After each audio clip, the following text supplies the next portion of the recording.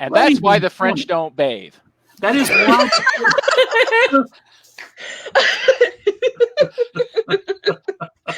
I Oh, love are we how live? you waited for the live part to come up on that before you said that. Dang it. Ladies and gentlemen, welcome to our latest, brand newest quarantine panel. Tonight, Gary, what's our topic? What's our official topic? We're getting thee to a nunnery. Yes. And talking about the weirdest adaptations of the works of one William H. Shakespeare, who, despite what everybody says about him, actually is good. Oh, yeah. Okay, what? Who says Shakespeare is bad? Francis Bacon. Yeah. Now, I'm just saying that there are years of the American high school system telling and drilling it into kids' heads that he's good. No, he really is, actually. Yeah. Yeah. Just not in. It's also, they try to downplay the fact that, like, most of his, very big, flowery praises are thinly veiled dick jokes. Oh, yeah. Yeah. Okay. They don't mention that in high school so much. On my left, who am I pointing at? There, right there. On my left, the Dragon Con Classic Track co-director, Mr. Gary Mitchell. Hi, everybody. And two internets away from me, right below Gary, is Miss Bethany Kesler. Everybody. Hi, everyone. And then in my basement is Tegan Hendrickson. Hey. Welcome back. I missed you guys. You are the best. I don't care. The Classic Track is not the same without you. We need to just put a fund to get you back. That's what we got to do. Yep. We got to pass a hat to bring you back. Well, we're just going to move the con to her house. That's one good thing. Hey, you got room for 80,000 people, right? Oh, no, not 80,000 people. Just the Classic Track. Yeah, okay, I can so do the Classic 8,000. Track. Yeah, no, Classic Track we could probably do. Everyone else, yeah, whatever. Sweet. It's a small 200 people camping outside. Yeah, what else, I love it. All right, you guys, what are we doing? Do we have to? We're talking Shakespeare. So we're talking Shakespeare. I prepped. We're talking weird Shakespeare adaptations, and so I'm gonna start us out with two of the most. Should we obvious. start with like the most very basic thing though? Who is Shakespeare? Who is Shakespeare?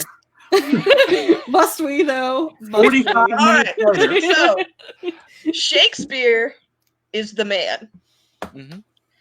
Everything you think you know about how stories are written, about how stories are created, about how Hollywood decides what plot lines to do, pretty much in some form or fashion can be traced back to Shakespeare. Shakespeare was a playwright. He was a really good playwright, and he's done things that no one has ever been able to do since. So he's the man, and Francis Bacon can suck it. We are not Shakespeare conspiracy theorists here. that belongs to dead old white guys. It is not even a serious conspiracy. There's no way a man who wasn't nobility could have written something this good. Oh, please. Want to bet? I always like what the North Carolina Shakespeare Company will call him every now and then, Billy Shakespeare, the Bawdy Bard. Yes. Yeah. Because he wrote, and it's really funny the way that language changes is because what we see now is like the height of culture. And just the flowery language is really just a bunch of dick jokes and body references and really, really, really good puns that just take you a minute to stop and savor the layers of those puns. It's so good. Good puns, Gary. Yeah, Gary, we love you, but you're no Shakespeare. Joe, do you bite your thumb at me? Oh, I do. Oh, I do bite my thumb, but not at you. Just in your general direction. Just in your general direction. So so great and wonderful moderator. We've covered who Shakespeare is. Yes. What else? Let's go around the room and your favorite. It doesn't have to be I think what we're doing is we're just going way out there with the adaptations of Shakespeare. So it doesn't have to be, for example, just a Romeo and Juliet movie. It could just be a Shakespeare theme or, whatever. So since I don't want to inadvertently steal one of yours, I will let y'all start. So I'm going to go to one. I don't even know what my right hand is doing right now. I get. I'm pointing at Gary. Pointing at Gary right now. So Gary, you do it. And I do have to say hello to Deanna, who is watching and has already called me out for my language. Woo. We got to get Deanna on here. Yeah, we do. Awesome. Okay. So we're starting with who? You. Me? Oh. No, wait. All right. Well, just so that Bethany down there doesn't kill me, I will not go with my first choice because I know she'll murder me. No, go ahead. You can go with your first choice. Oh, I can? Yeah. You're okay. Socially distanced. It's fine. We're socially distant. It's fine. I can't kill you from the internet. She's got other reasons to kill me anyway. So yeah, I'm going to go with the wonderful adaptation, which I am so glad I got to see in the theater because I got two fantastic stories out of this, as well as a really good movie, is the wonderful Mr. Baz Luhrmann's Romeo plus Juliet. Oh, yes. Which is the most common thing people like to do when they adapt Shakespeare is they like to bring it into a different time. I mean, to the point that there's an Onion article of Shakespeare Company bucks tradition by producing Shakespeare play at time and location it was set. Yep. Yeah. But it's modern day. They make it a gang war. It's got Leonardo DiCaprio in a great performance. Oh, it's man. Got wonderful sequences. I love the fact that the guns are like is this a dagger I see before me? It's a 9mm. There's a dagger on the side of it because it's dagger handguns. Yeah. Oh gosh. Yeah. No. And that's one of the few movies where it really, really hits you exactly how much these two families really, really hated each other. That just comes through so well, like in a way that gets lost when you see like more traditional Shakespeare, because they're like, oh yes, sword fights and this and that and blah blah blah, and I'm like, no, these guys literally would knife each other in the streets. Yeah, so, it's a very visceral adaptation, and John Leguizamo is amazing in that. Oh, like the theatricality of everything he's got going on, the costuming, just his Tybalt is breathtaking.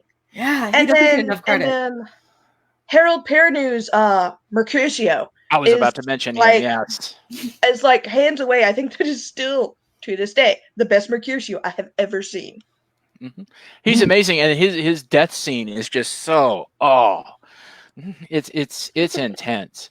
Oh yeah, but it really does what a good adaptation should do. Is it does, like you said, it reinforces the topic. It makes you re-look at it in a new way.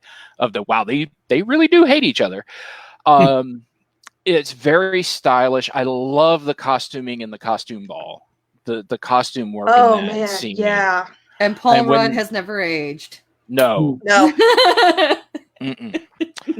But Baz Luhrmann has such a great eye for visuals and pairing it with music and just getting these performances out of everybody. Pete Postlethwaite. Oh man, his Friar Lawrence. Woo! Oh man, it was so good. Yeah. There's so much about this movie that I love. I mean, and it's just, it does what good Shakespeare should do for you. It makes you very viscerally feel things. And like with the vibrant colors and stuff, it shocks you. It makes you laugh. It makes you cry. Like you get that whole like full body sensation of experiencing a thing. It's awesome. Yep. And this is two of my favorite things that ever happened to me in my life came after watching this movie. I go see it with a friend of mine in the theater. and the credits roll, people are leaving, my friend and I get up to walk out, and we're talking about how much we enjoyed it. And she was my friend Sheila, who is the one who actually got me to appreciate Shakespeare, because like I mentioned earlier, the American school system will beat you into not liking Shakespeare. Yeah. But she was the one who dragged me to go see this and got me to go, okay, wait a minute. Yeah. So we're walking out, we're talking, and we go about 3 rows, and there's this guy, probably like 20, 21, sitting there with his girlfriend. She is not happy. She's got her arms crossed, and he just looks over at her, and you can tell he's been a pain in the ass the whole movie by the way she's looking at him. And he goes, well, thanks for bringing me to this. And I'm like, oh, dude, you're done. You're done. You're gone. So you're done. I don't know how much longer, but this relationship is over, and this is the moment it died. We go 3 more rows right there. Yeah. We go 3 more rows, and there's a group of 4 girls. They couldn't have been older than 16, 17. And they're just sobbing their eyes out. They're just broken. And right as we pass them, one of them just looks at the other one and goes, I can't believe they both died. And I was just like, oh my God. I may have been failed by the American education system, but you've been failed on a whole other level. Yeah. It's like, how do you not know that? It's like you knew going into the movie, this is gonna be a train wreck. Mm-hmm. But I'm not here to see the happy ending. I'm here to see exactly how bad this train wreck's gonna be. So, and yeah. I felt so good and bad for them. I mean, good that they got it that full hit without it being spoiled, but at the same time, ooh, wow. Yeah. Later on, you didn't see this, but later on they went to see Titanic and said, "I can't believe the boat sank." Yeah. Yep. All right. So that's my pick. I think we're like going in order. I think that kind of makes the most sense. More or less. All right. So the international sign of the donut. If I can point diagonally. Anyways, when it comes to Shakespeare adaptations, now I gotta preface this by saying I was introduced to Shakespeare at the age of 6, fell in love with Shakespeare and never really looked back. So, because I enjoyed war movies and my parents thought it was totally fine for me to sit down and watch the 1989 Kenneth Branagh Henry V with them, as long as I promised I would tell them if I was scared or anything. It was perfect. It was great. I fell in love with the movie, and what I think one of the stories that my dad still tells is, when the movie ended and he's like, yeah, and the guy who wrote this did more, and I just turned to him all big eyes and went, there's more? And yeah, so I have been a Shakespeare fan pretty much most of my life. That being said, for some of my favorite adaptations are some of the really weird ones. Like, Mr. Megorian's Wonder Emporium is King Lear. Okay, go on. It's King Lear. And just the performances in that are just amazing. Like, you have Dustin Hoffman and of course some of the other names escape me because it's late and my day job was interesting today in the Chinese sense. So but it's so interesting to see where I sat there and went halfway through the movie, I'm going, wait, why does this sound familiar? Oh, okay then. Well, there it is. I mean, like, The Lion King is Hamlet. Like, if you've seen The Lion King, you know what the plot of Hamlet is. Yep. Except The Lion King ends on a much happier note. Just a little bit. You've also got, like, to go back to the theme of our panels at DragonCon, or our track at DragonCon, it's the Forbidden Planet. It's the Tempest, but in space. Yes. With a small ending shift. I mean, like literally, they go on and on and on. You've got My Own Private Idaho, which is Gus Van Sant took Henry IV and Henry V and smushed them up together in the Pacific Northwest with Keanu Reeves and River Phoenix. Yeah, but you gotta pick one. You gotta pick one. I gotta pick one? Just one? One for now. We'll come back around. 'Cause Tegan's waiting patiently. True. True, that is sort of. So I will turn it over to Tegan because I have named off a bunch already. So I'm gonna just go. I was a girl in the 90s who loved 90s teen movies. And 90s teen movies gave us two. I think they're both 90s, or at least one of them might have been early aughts. They gave us two amazing Shakespearean adaptations in 10 Things I Hate About You and She's the Man. Yes. Personally, I will always love the absolute crap out of 10 Things I Hate About You. It is a really great way of modernizing Taming of the Shrew.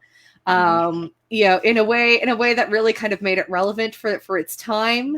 And the characters in that, the acting was phenomenal. It was, and gosh, Heath Ledger. Oh yeah. In the start of his heyday, that guy was going places. And that one always my favorite. The English teacher just not giving a crap anymore, like just giving up. And Allison Janney as the romance novel writing school counselor. Oh yeah. yes, and it's so quotable too. Like, I know you can be overwhelmed and you can be underwhelmed, but can you ever just be whelmed? I think you can in Europe. Yeah. So I decided I'd go there for at least filmed adaptations of Shakespeare that I'm very fond of. Yeah. And then She's the Man is also really good because that's it's not so much an adaptation as it is an homage to Twelfth Night, but it's just the acting in that is fantastic. It's a great hysterical, like you said, late 90s, early aughts teen movie, and they were great. I've seen them both like millions of times because they're just awesome. Yeah. And the other one I like from that era is where they turned Othello into the basketball. Oh yeah. Yes. Yeah. Like and that one doesn't get as much play. I wonder why, but it's really good. Then there's also, and we can't of course neglect Hamlet 2000. The one with Ethan Hawke. That has one of my favorite bits though, where they turn his letter to Ophelia into a voicemail. I thought that was nice. Oh yeah. Yeah, that adaptation that's one of those where you're just like, okay, on the one hand, what did I just watch? On the other hand, what did I just watch? Yep, and also from that era, and I promised I would mention it because she couldn't make it. Erin wanted us to make sure we talked about Scotland, PA, which turns the Scottish play into a wonderful black comedy. Which takes, basically, it's Macbeth. Yeah, but in a diner. Scottish play. We're not in the theater. It's okay. We can say it aloud. We're not in the theater. It's okay. We can say the name aloud. Like Tegan said, we're okay. We're not in the theater right now. I Joe's just like, Gary's always on stage. That is true. Yeah. The world is a stage, and I am but merely a player. Don't hate the player.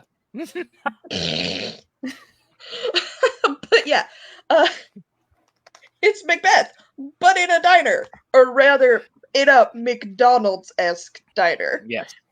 I just love the genius of Christopher Walken as Macduff. Yes. All right, Joe, it's your turn. You mentioned it briefly, Miss Bethany, but Forbidden Planet. It's overall one of my favorite movies, regardless. And I saw it before I read the Shakespeare play. Oh. And my first thought when I read the play was, this is Forbidden Planet. The Shakespeare got ripped off. He ripped off Leslie Nielsen. But no, Time traveling word thief. Just like Yeah, I mean, I was a younger person. We had not yet covered Shakespeare in the Alabama school system, which is near where Gary's school system was. Where but we it's if you didn't know, you didn't know. But once you know, you're like, oh. I think that, in a way, I think that's my favorite kind of adaptation. Like, yes. You don't have to know the source material at all, but they go off in a literal, completely different direction. And but if you do know, it's an extra bonus. But it doesn't. But you do know, you're just like, oh. Yeah, exactly. But the movie is, well, because it has Leslie Nielsen in it, it's unintentionally hilarious. Yes. Because I can't take him seriously at all. He retroactively became funny. Exactly. But then multiple times throughout the movie, he delivers exposition through a desk microphone to the rest of the cast, the rest of the people on the ship. And at the end of every expository statement or paragraph, seems like each one takes forever, he always goes, "That is all." And set the microphone down. He does it like 4 or 5 different times. And each time I scream. It's the best. But no, that's I'm gonna die on that hill. It's Forbidden Planet is good without Shakespeare, but with it, oh my gosh. Yeah, it's I love Forbidden Planet. Actually, I had 2 others I want to bring up. Of course. The first one is every single Shakespeare Wishbone episode. Oh, obviously. Because, you gotta love how a small Jack Russell Terrier somehow becomes the main hero in all of these different stories. And it was really adorable to watch him just go through the stories. Because, I mean, not everybody can be the weird kid like me who is reading Hamlet on the playground and shouting out soliloquies from the top of the playground thingy. So I was a very weird child. You're a very weird adult. I was going to say, none of you are surprised. But I think my favorite Shakespeare-related thing is actually an episode of Doctor Who. Yeah. Yeah. So, and actually, funny story about this too. It's in David Tennant's his first year. No, it's actually his second. Really? Yeah, he was with Martha. Because it's the first year with Martha. Right. So it's the first year with Martha, and they wind up in Shakespearean times, and they go through all these different things, which are absolutely hilarious. But there is this one moment that will explain why I've seen this episode about 156 times. Because Shakespeare, the doctor's getting frustrated. Shakespeare's flirting with Martha, and the doctor's like, "Can we hurry this along? Can we hurry this along?" And immediately Shakespeare turns and likes, "Well, and you, doctor." And all of a sudden you see this, David Tennant does this marvelous thing where you can just see his face just like kind of contort in like surprise and wait, hold on. And then the immortal line of the, 57 academics just punched the air. Yes. I watched, and the reason that's like absolutely hysterical to me is because a lot of some of his later sonnets, people have theorized, they're like, okay, well, there's a dark lady that's mentioned, but it's also mentioned that, you can kind of read into it that he was writing these for his patron rather than who the patron wanted to give them to. And that was huge sort of academic sickle. Uh-oh. Oh no. Frozen in mid-sentence. Frozen. Bethany is frozen. Let it go. Let it go. I think she's coming back, but I think the internet was conspiring against your commentary, Bethany. That's fine. That's fine. But it's when I watched that episode 5, I heard fell off. Oh. With You're breaking up again, Bethany. Oh no! Oh no! She can't hold together. Deanna blames me. Oh, and hi, Mark. Yeah, seriously. Hi, Mark. Seriously. Hi, Mark. But yeah, it was just I fell off the couch laughing because that struck me as that's only funny, like that's only really truly hysterical if you kind of know some of the Shakespeare history around that. So yeah, I fell off the couch laughing. My best friend came back and was like, "What is going on?" It took me 20 minutes to stop laughing. Thank God we were recording the episode because we had to watch it a whole bunch of times just to get past that point. Because I kept breaking, because I kept it was just like full on body shaking, hysterical, cracking up. So yeah, that I think is probably my favorite Shakespeare related thing. I'm surprised we haven't even mentioned Rosencrantz and Guildenstern are dead.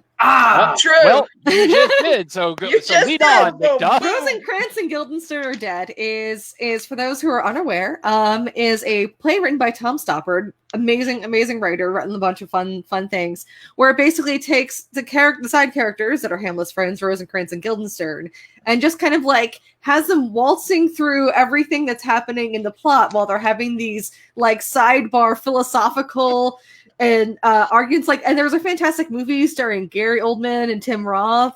I just watched it the other week, and it's just just their performances are hysterical, and they're kind of wondering at the end of how they got to this point and like what did we even do with our lives, and here we are.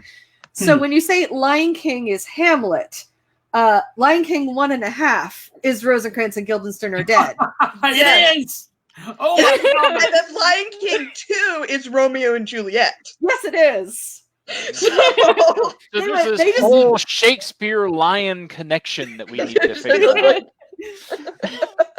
Yeah, so if you haven't checked it out, Rosencrantz and Guildenstern are dead is definitely hilarious. And God, Richard Dreyfuss is the lead actor in the movie. Like, so many great lines. Oh yeah, that one is just fantastic. But yeah, no, absolutely spot on. Yeah, they're just amazing. So what is everybody's favorite thing, Shakespearean thing, where it's maybe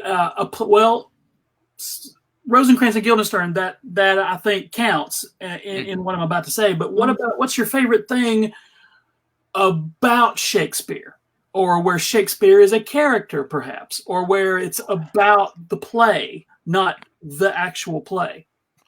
Because there's some of those. Mine, while you guys are brainstorming, mine is a comic book series called Kill Shakespeare. Oh yes. It is a 12-issue series. It's like League of Extraordinary Gentlemen, Gary. But never mind. It's like League of Extraordinary Gentlemen with oh no, they killed Joe. That's a perfect freeze frame, isn't it? Oh, there he is. Now he's back. Okay. Hey, I'm back. Anyway, but Kill Shakespeare is the let's see,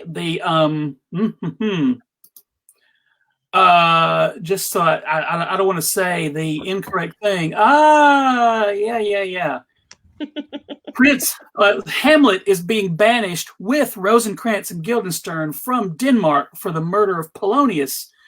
And Hamlet is, let's see, oh, Rosencrantz and Guildenstern are killed. I apologize, Tegan. Spoilers. Hamlet wakes up in a strange bedroom and meets Richard III. Oh, all right then. Hamlet agrees to join Richard's quest to find Shakespeare, and Iago asks him if he could just relax, and that causes a path to appear in the woods. Richard's party goes down the path to find themselves in a small village where they're attacked by a group called the Prodigals. Let's see, Hamlet is saved by Falstaff. Let's see. Let's see. The bandits attack Hamlet. Hamlet and Falstaff escape dressed as women, which seems very appropriate for. At the same time, Richard very is Shakespearean. To create an alliance with Macbeth, and then Lady Macbeth kills her husband because she's in league with Richard. Hamlet and Falstaff meet up with Juliet and Othello. The Juliet didn't die in this one. Nice. Yeah. Because she's smart and Romeo is an idiot. Anyway, it's fun. And, but it's so reference heavy and deep, and I had to refresh myself on the Shakespeare knowledge. About 3 issues in, it got so thick. I was like, I don't really know who these people are that they're referencing. So I had to go back into the source material and then go back to Kill Shakespeare. And then I was like, oh, now I get it. But yeah, it's very intensively done. It's very they really do the deep digging into the inside baseball stuff. It's good stuff. Oh yeah. Mark Finn wishes to know if there's nudity.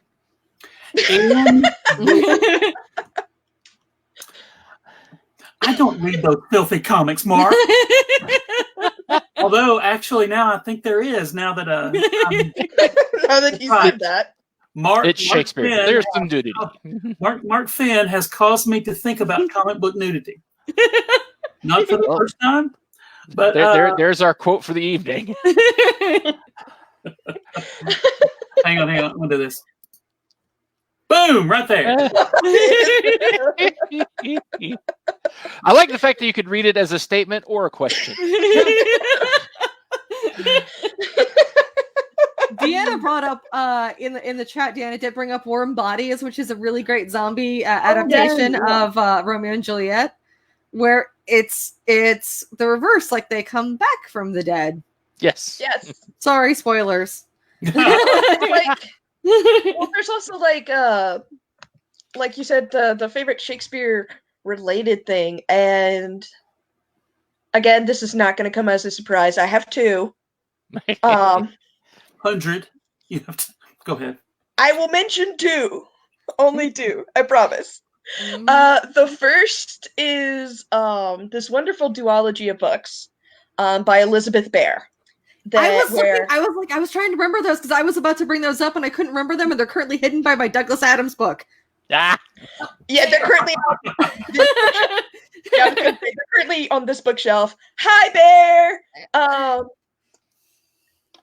Yeah, it's Ink and Steel and Hell and Earth, where Christopher Marlowe is a character in both of these books, and so is Will Shakespeare, and they're phenomenal.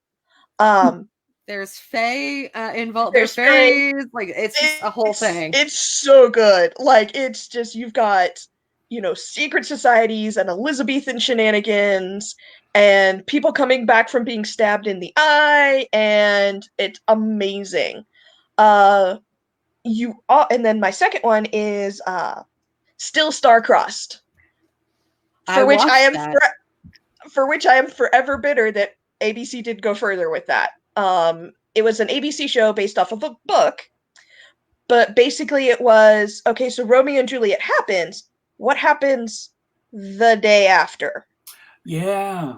And so you get to see Benvolio, and you get to see Rosaline, and you get to see all these, and Paris, and all these different shenanigans that happen. So it's like it starts off small with, like the small umbrella of this is Romeo and Juliet, and this is a story everybody knows. And then you just widen it to where you get to see more of like Verona and the very precarious situation that the Aeschylus, the prince, is dealing with.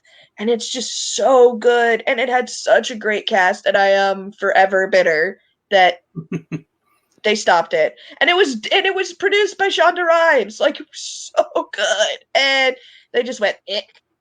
So I'm more bitter about Still Star-Crossed than I am about Firefly.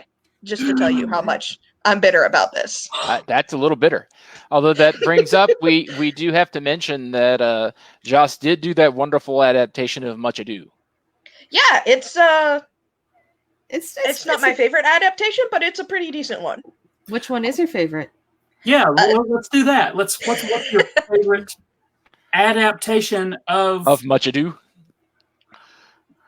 Or just of any of the Shakespearean things? The Kenneth Branagh version of Much Ado About Nothing with Denzel Washington as Dom Pedro in probably the singularly best role I have ever seen the man in. And Keanu Reeves as his bastard brother. And, like, Kenneth Branagh is amazing. And he has this small group of players that just like, kind of cycle with him through every single Shakespearean adaptation he does. And it's amazing. This also, Gary, ties into why I really, really honestly thought Brian Blessed was going to be Odin when I heard he was directing Thor. Because I was just like, that would have been perfect. Because I was just like, oh, Branagh's directing, Patrick Doyle's doing the score. Okay, so Brian Blessed is as Odin, woo! And then I was just like, oh, I mean, we got a great actor to do it. I have no complaints about that, but I got excited a little when I thought of Brian Blessed as Odin.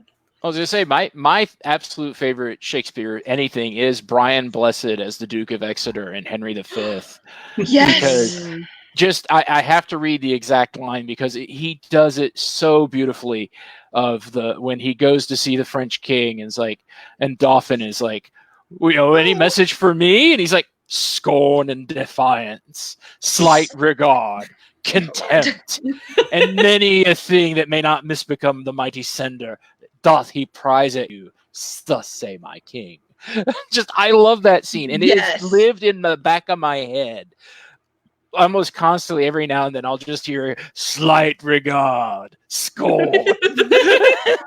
Well, and of course it gets funny because there was this thing going around when Lord of the Rings first came out as, what was the first movie you saw with the Lord of the Rings actor in it? And of course, most girls of my age were like, oh, Flipper, or one of Elijah Wood's other movies. And I was just like, Henry V with Ian Holm. Because I saw that the year before I saw Flipper. I have to go with I do have a fondness for the 90s and Midsummer Night's Dream with Calista Flockhart. Because I mean Rupert Everett's Oberon, just the smolder. It came up in conversation with my dad yesterday because there's a local theater. I plan to bring this up at some point during this panel. There's a local theater near me in Virginia, and they do wordless Shakespeare plays, which are like, why would you do wordless when Shakespeare's all about the words? And that is kind of the neat thing. They're able to, because those stories are so well written and well crafted that you can, in fact, just do that with dance and mime. I've seen a number of their productions. We were watching a Midsummer Night's Dream actually last night because they're streaming some of their productions during all the shenanigans going on. So of course we ended up talking about A Midsummer Night's Dream. My favorite thing that they ever did though was they did an amazing Othello. Now the thing that they did with Othello is they started out with one Iago, and then like they had this scene where Iago just sort of has, I want to say, like a bit of a meltdown and just sort of splits into 3 Iagos. Oh, so there's the Iago that's motivated by Iago that's motivated by love for Desdemona. There's the Iago that's motivated by love for Othello, and then there's the Iago who just wants to watch the world burn. And They would switch out, you know, whatever Iago was needed for whatever scene based on whatever was kind of motivating Iago at that time. And That's I'm like, man, brilliant. I know, Yeah, I am now really is. officially spoiled for like, you just have one Iago? Like, what are you even doing with your life? You know? I mean, yeah, no, it's really clever.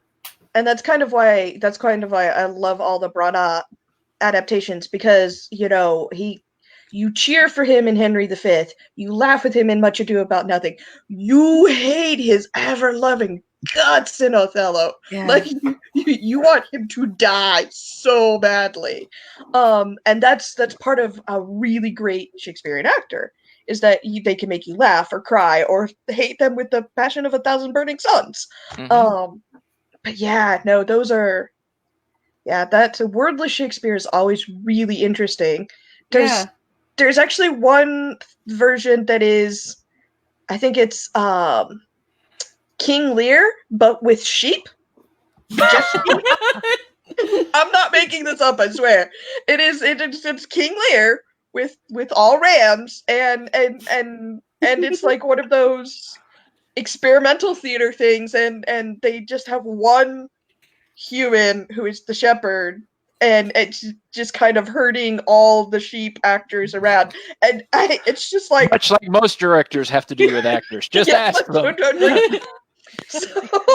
So yeah, it's the fun thing about Shakespeare is that in and of itself, the stage directions you get can lend themselves to literally anything. Like, he's the one who gave us my personal favorite stage direction of all time, which is Exit Pursued by a Bear. From The Winter's Tale. And, like, you just don't get better than that. You just don't. Yeah. So... Yeah, no, the wordless Shakespeare crew, Sonetic also did The Tempest on a water stage. Ooh. They were performing it. That's about this much water or so on the stage, and you actually could sit in a splash zone. Oh.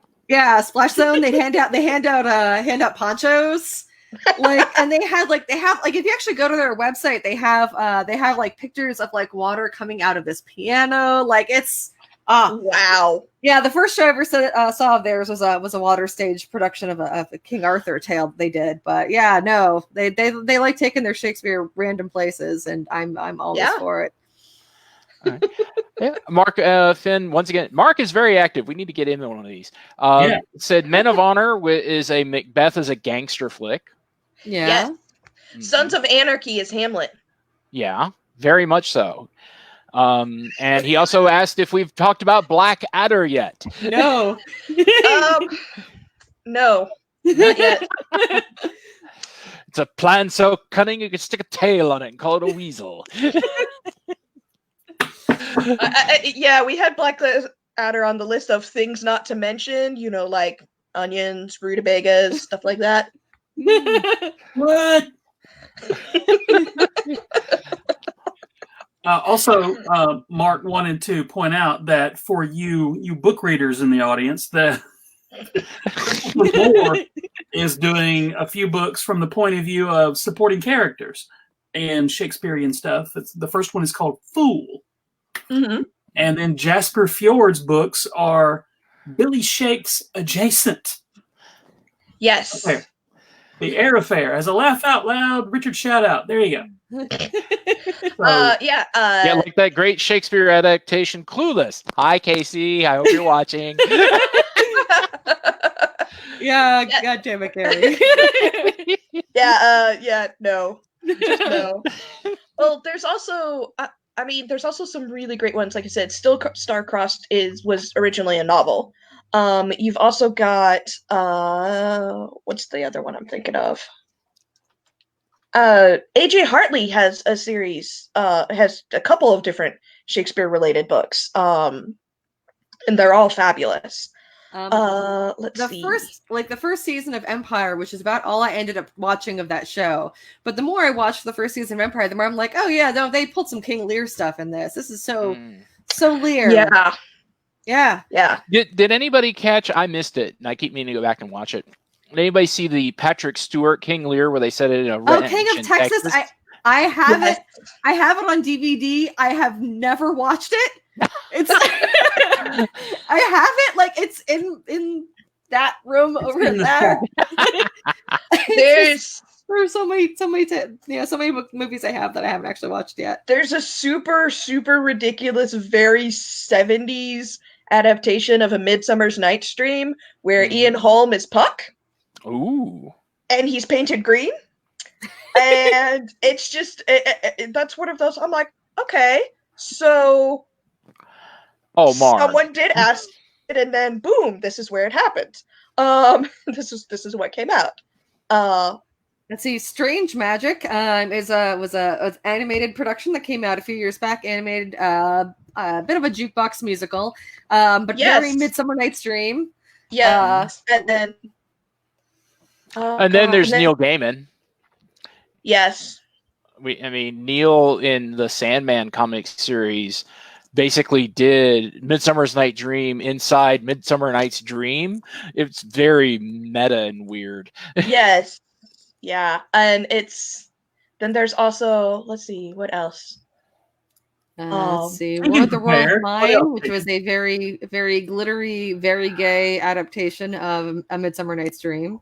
What? Yep. Yeah, War of the World Mine. Yeah, it's a musical. I remember seeing it in theaters. Yeah, it's fun. It's Then there's also one. Akira Kurosawa did one. Oh, Throne of Blood.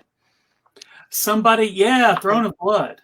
Throne of Blood. Gary, tell us about Throne of Blood. Akira Kurosawa, one of the greatest Japanese filmmakers.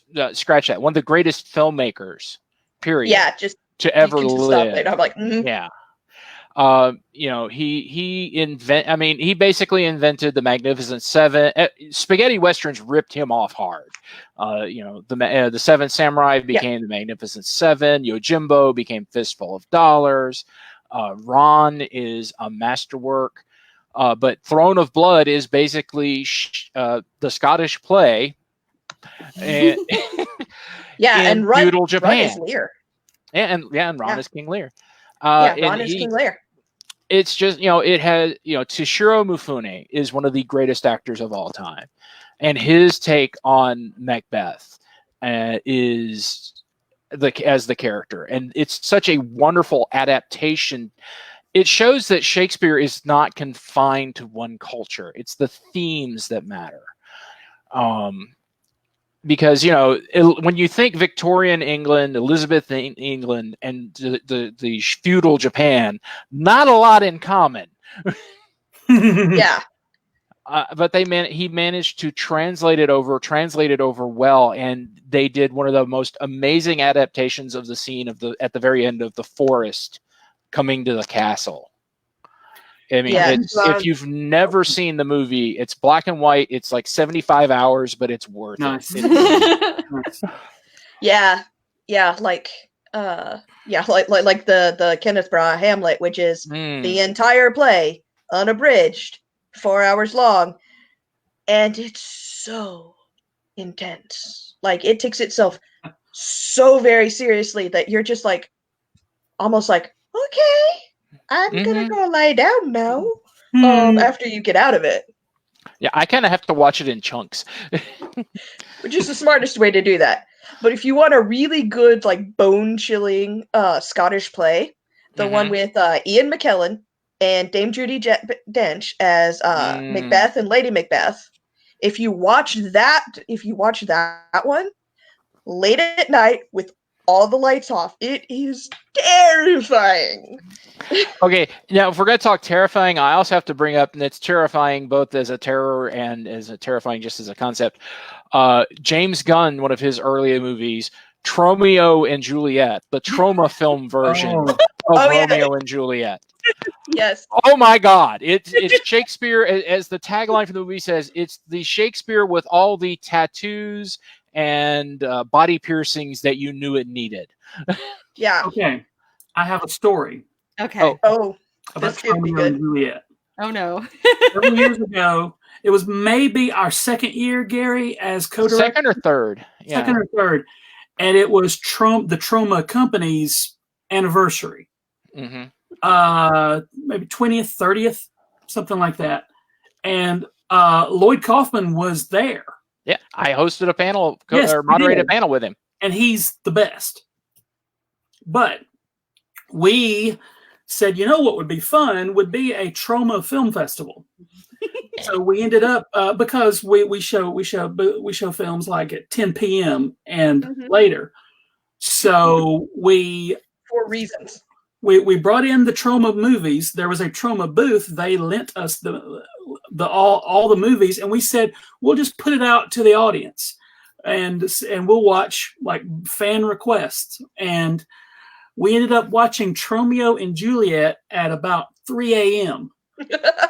And by that time, it was me, one other very pregnant lady, and the one dude in the audience who was left.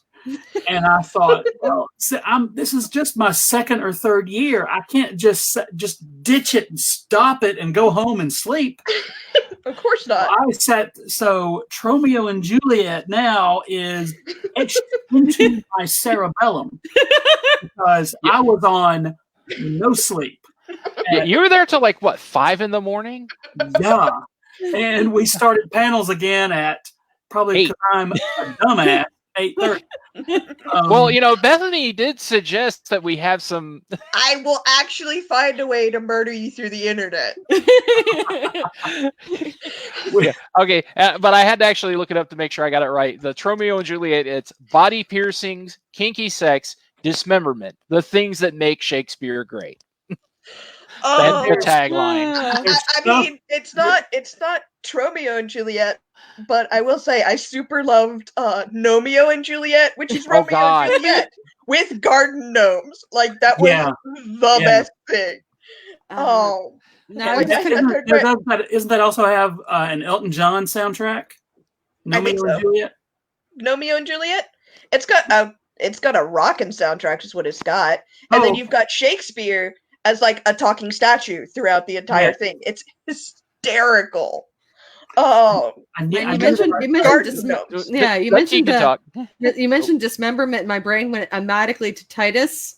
The filmed adaptation of Titus, which has, I think, one of my favorite random Shakespeare quotes: "Villain, I have done thy mother," and you're like, ooh. Shakespeare invented the yo mama joke.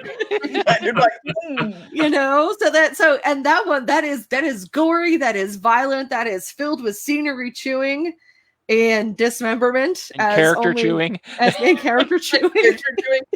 Ralph Fiennes did a version of Coriolanus, which is just to say where you're just like, well, if Shakespeare was a full-on gore's sake, because they made it a modern military. The trailer alone blew me away. Did you guys get to see Hiddleston's Coriolanus? Because they filmed his theatrical production of it. What? Yeah, I so need to find Hiddleston did it, and there was so much sexual tension in that one though, and you're like, okay, I'll need a moment. This is fine. I'm gonna need a moment. Actually, actually, you've also got the BBC did the series called The Hollow Crown. Yeah, where they were taking DVD, and their Richard II just like floored me. like I sat there and went, okay, this has never been my favorite play. Oh, Mark, you are the best. You are the best. We love you. So much hearts. But yeah, The Hollow Crown, their Richard II, it's not my favorite play. But like Ben Whishaw, just like blew me. Like I sat there and went, oh, and of course I finished it, and my roommate's like, "You okay there?" I'm like, "I'm gonna need a minute. I don't think I can stand." Before I forget, I wanted to mention one of the things that has gotten my family through the apocalypse recently, our recent apocalypse, Patrick Stewart reading Shakespeare every day. Yes. Oh my gosh. It's such a delight. And I want to steal everything from him. He is the best. and he does the projection. He just plays himself reading Shakespeare, and it is amazing. Go to the YouTubes; it's out there somewhere. Put it in the Googles. I don't know, but Yeah, watch that. For Shakespeare's birthday, I think the BBC did like very short snippets of different scenes, with well-known actors just acting them out. And again, I am forever bitter that we do not have the entire full production of King Lear with Riz Ahmed as Edward. Like, he did Edward's Soliloquy, and I'm like, okay, I need this to be 87 more hours long. Because Riz just brought such a, like, intensity to that, like, Lord, stand up for bastards. And I was just like, where is the rest of this? Where is the rest of this? Yeah, Damian Lewis's Mark Antony speech from Julius Caesar was just it's riveting. Oh, yeah. And you're just like, you just can't take your eyes away. Mm-hmm. And that's the mark of good Shakespeare, is when you just can't. Shakespeare is good enough that Charlton Heston reading that scene works. And that adaptation. I mean, I love Chuck Heston. Chuck Heston is one of the greatest sci-fi actors of all time, despite his protestations to the otherwise. But he's not a great actor. He's okay in what he does. But his Mark Antony was actually still pretty good. Yeah. I think we just hurt Joe. Yeah, probably. Tegan, you prepared. Yes. Is there anything that you prepared and we have not covered yet? Actually, we've kind of. I went through my preparations. So I've been working from home, and this morning. So we did experiments with alcohol last night, and so this morning was a little rough. I will admit that on the internet. So it was a little bit rough. So like I had the attention span of a ferret on uppers while trying to do work. And but at the same time I was scrolling through like the different adaptations. So we've more or less gone over everything, but since I've been having the attention span of a ferret on uppers, I'm surprised we haven't brought up gargoyles. Oh my God, you're right. Waiting. I was actually just waiting because, oh man. I mean, we did an entire panel on this. Like, we could do an entire track on just how awesome Gargoyles is. Just a mind-blowing perfection that is Gargoyles, seasons 1 and 2. Mm-hmm. We don't talk about the Goliath Chronicles. What?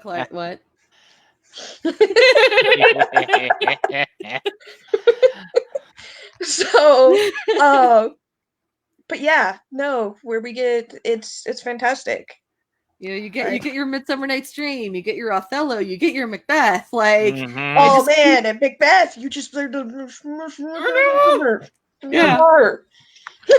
Okay, without thinking too hard or too, we'll do like a lightning round. Favorite Shakespeare comedy? Go, Gary. Don't think Much too Ado. hard. Bethany. Much Ado. Tegan. Much Ado. Okay, and I love the fact that it's lost to history that nothing used to be a reference for a certain female body part. Yes. Yep. So that you don't learn that in English high school. No. That the whole play's title is a sex joke. Yep. I mean, I will give honorable mention to Twelfth Night, which is probably my second favorite comedy. I like 10 things. So I remember 10 Things I Hate. So Taming of the Shrew, which also spawned a fun musical, Kiss Me Kate, which I can't believe the moonlighting adaptation of The Taming of the Shrew is television gold. Wow, cool. Yeah, mine is As You Like It. Nobody. Oh, nobody. Hey, no, As You Like It is really good. Yeah. As You Like It is really good. It's not my favorite. It'd probably come in afterwards. Branagh did a great adaptation of it in Japan. With Bryce Dallas Howard. Yeah, with Bryce Dallas Howard and Brian Blessed. It was on HBO. Alabama has an Alabama Shakespeare Festival Theater. Yes. and it's Yeah, awesome. It's very cool, and I saw As You Like It there, and so that's why you like it. Yeah, it's my favorite because it was the first one I ever saw live. And It's like Shakespeare live. That's the other thing. I think yeah. that's one of the biggest crimes about the way I experienced, and I think a lot of people experience Shakespeare in high school in American system is you read it and you go over it and you dissect it and it's dry. You have to perform it. I mean, reading it aloud will get you some of it, but you have to see it performed. That's how it was designed. Yeah. Because how else are you going to really appreciate lines like, if I were a man, I'd eat his heart in the marketplace? Like, that's why I love Much Ado, because it's got that kind of stuff and it's angry. Yeah, Beatrice has a female character who is allowed to be angry and like visibly angry. It's so good. I saw the Scottish play from back in 1996, Kentucky Shakespeare in the Park. I still have the T-shirt I got. Something Wicked This Way Comes, but actually, hilariously, for All That I Love, all the other plays, and they'll all have a special place in my heart. The Winter's Tale is actually my favorite out of all of Shakespeare's works. Oh wow! Yeah. And I have to give a shout out to Tom Morris, who threw out quite a few bits there. James Portboy will get one eventually. And he likes Comedy of Errors. Wait, wrong. That one's good. Yes. You're in Tennessee. Yes. I'm guessing he's talking about University of Tennessee right here. Have you been to see the Performed in the Round at the ULA Dove Theater? No, because I do not live close enough. It's kind of a drive. So, but I've done Virginia Shakespeare, Maryland Renaissance Festival Shakespeare. I love their tag team Romeo and Juliet, and also like all of their stuff. Yeah, guys, ever get a chance to go to the Maryland Renaissance Festival? There's a group called Shakespeare Scum. And they're the best. They Scum with a K, BT dubs. Yes. And they put on some really great productions like Henry the V. The V. Oh. Yeah. The Ian McKellen. Richard III. Ooh, yeah. The one that's in the 1930s with Nazi Germany. Yes. Yeah, that one. That you just remind me that I went to go see it at the theater when I was in Salt Lake City at the time, and I was late, and I ended up seeing Hellraiser 4. So God, it was a tragedy all kinds around. Hellraiser 4 is actually also a Shakespeare adaptation. Favorite tragedy, Gary? Don't think about it. The Scottish play. Favorite tragedy. Don't think about it. Othello. Yeah. Tegan, I don't know why. Look, I'm pointing and only I can see my finger. I was pointing at Tegan. You could not see that I was pointing at her. Tegan, favorite tragedy. We can't see your finger, Joe? Is that what you're saying? No, we can't see your. I'm gonna have to go with Macbeth. I love some of the imagery and stuff in that. I love how Tolkien decided to literally take Burning Wood and bring it down to Dunsinane by bringing Dance to Isengard. Yes, because that was his Shakespeare nod. Yes. Yep. A wizard should know better. I have business at Isengard with the rock and stone. Well, guys, thank you very, very much. Thank you, Bethany, for suggesting the topic. Yeah, heck yeah. You're welcome. I'm always here for weird Shakespeare and other things. Well, that's the kind of stuff we do here at the American Sci-Fi Classics track, ladies and gentlemen. And everybody now, let's go around the room and tell everybody. We also have to. I want to give a quick plug. Next week, plugs. This lady right here. If I can. Which one? This lady. Yeah. that one. That lady will be doing next week's topic, the mullets. No, wait, no, that's 2 weeks. That's Sorry, 2 weeks that's from I was gonna now. say that's 2 weeks from now. Next 2 week weeks is from the now. music of sci-fi. If you've been to the I get classic, excited. if you have been several years ago, we probably have spoken of it many times live at DragonCon. We did a classic sci-fi mullets panel hosted by Miss Tegan Hendrickson, and it will be kind enough to present that to us online for historical purposes Yes. in a few weeks. But Tegan is the awesomest, and now everybody, let's tell everyone where you can be found elsewhere on the interwebs. Well, Gary, of course, already has his thing right there. I'm doing it. I'm pointing at my own head. So there's Gary's thing. Find him right there. And you can find me right. Oh, nobody can see that. Joseph. You got to put it in front of the camera, Joe. You're going the wrong way. You're going You're going the wrong way. Oh, well, we had it for a second. There we go. All right. It's very faint, but you can see it. on the Instagram Like Joe. at Sci-Fi Classic Track. And then, well, if you're watching this live, you're already on the Facebook group. So congratulations. Welcome to the Facebook group. Unless you're posting anti-CDC memes for some freaking reason. You know who you are. Booting your natural honey out of here. Sorry, a little inside baseball there for me and Gary. Okay, so Tegan, where can you be found on the interwebs? I wrote this in Sharpie. So Nice. that's where you can find me on Twitter and Tumblr. Artful_username on Twitter. Artful username on Tumblr. I'm giving a shout out to my friends in the WMGSO at the Washington Metropolitan Gamer Symphony Orchestra. We had to cancel our entire spring season. We are sad about it. You can find more information, including our album that we recorded the other year. WMGSO.org. And stay safe, everybody. Very cool. That's awesome. I am Bethany Kesler in my Muggle life. I kick around the internet mostly as DJ Gray. You can find me at www.deejgray.com. I blog about things. I have a Patreon up for my short stories.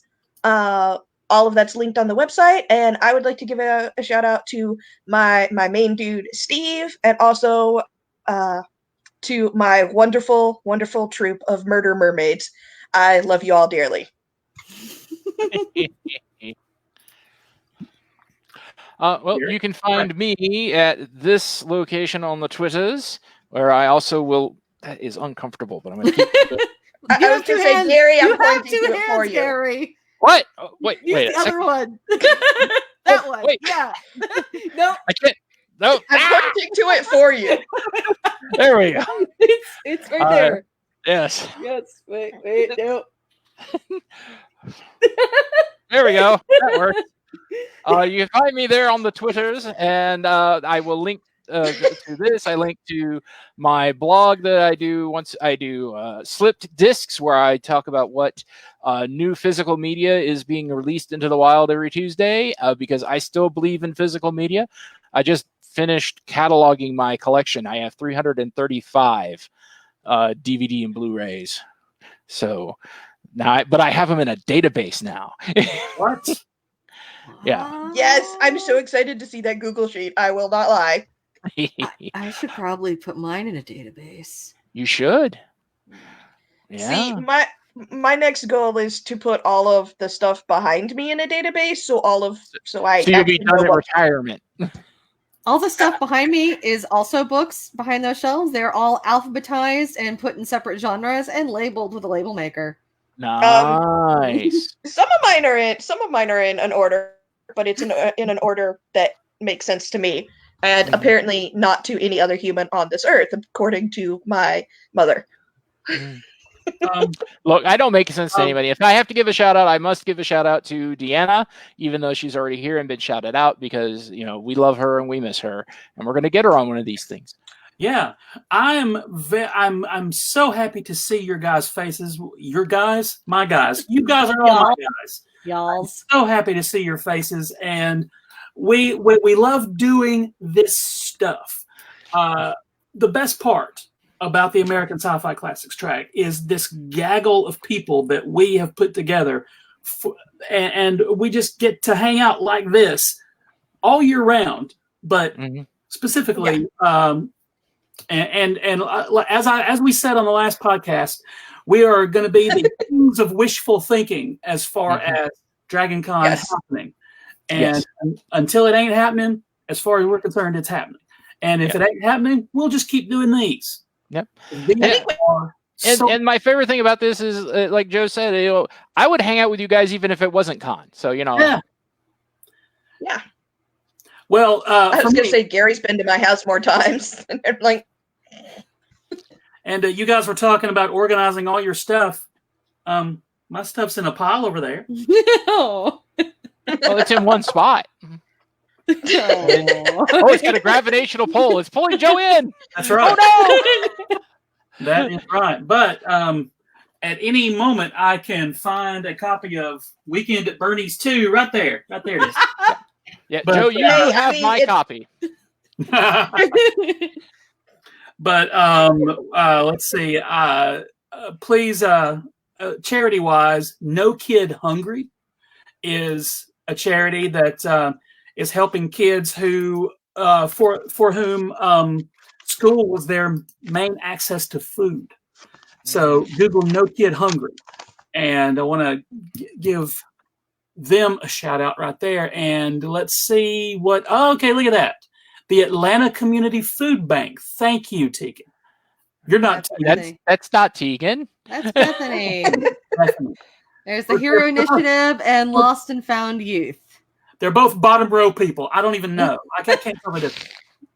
Wow, Joe. Wow. Boom. Okay, and you also mentioned the Hero Initiative.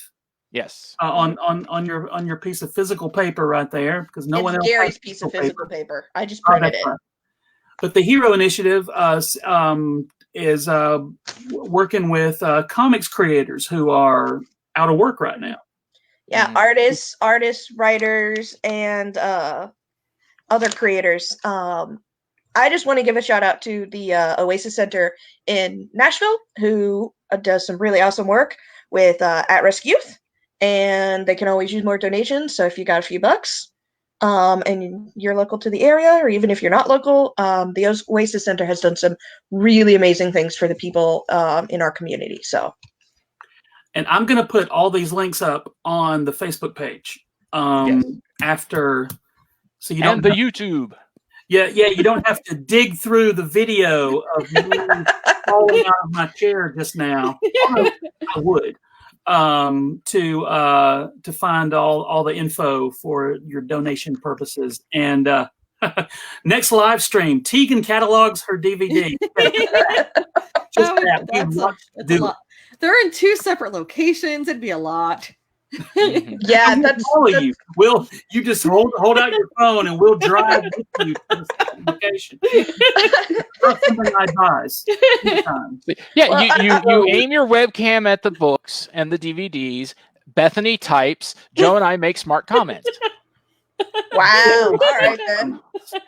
Very smart comments. Tegan, Bethany, Gary. Yeah. Thank you guys very, very much. You guys are awesome. And everybody out there on the front lines, you guys are awesome. We hope that for this hour and 15 minutes or so, we've given you some giggles and or chortles. And we will see you soon. Thank you guys very, very much. Thank you, Joe. Bye. Lay on, McCrow. Crow. Crow. I like it. And we'll end right there. I like it. Boom.